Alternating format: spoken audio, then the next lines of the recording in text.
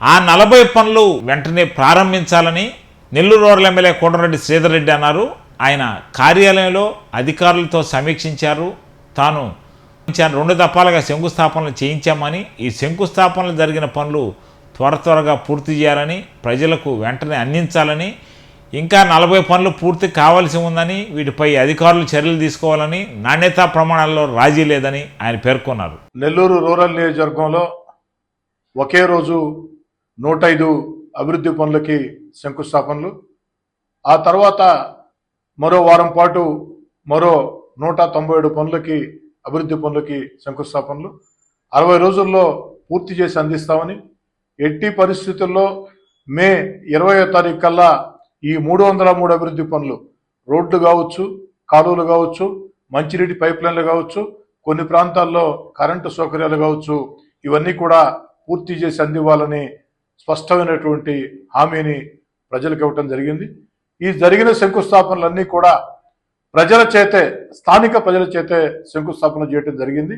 దీనికి సంబంధించి ప్రతిరోజు కూడా అధికారులతో, కాంట్రాక్టర్లతో, స్థానిక నాయకులతో ఫోన్ ద్వారా మాట్లాడుతున్నాం.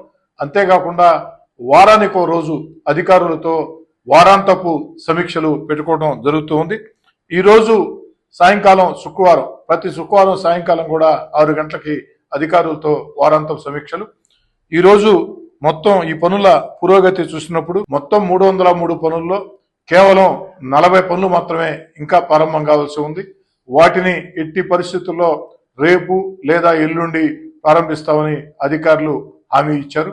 ఇవన్నీ కూడా పూర్తి చేసి 303 పనులు, అభివృద్ధి కార్యక్రమాలు, రోడ్లు, కాలువలు, మంచినీటి పైప్ లైన్లు, కరెంటు సౌకర్యాలు, ఇవన్నీ కూడా పూర్తి చేసి చెప్పిన తేదీ ప్రకారం మే 20వ తారీఖు దాకా సమయం ఇచ్చి ఉన్నాం.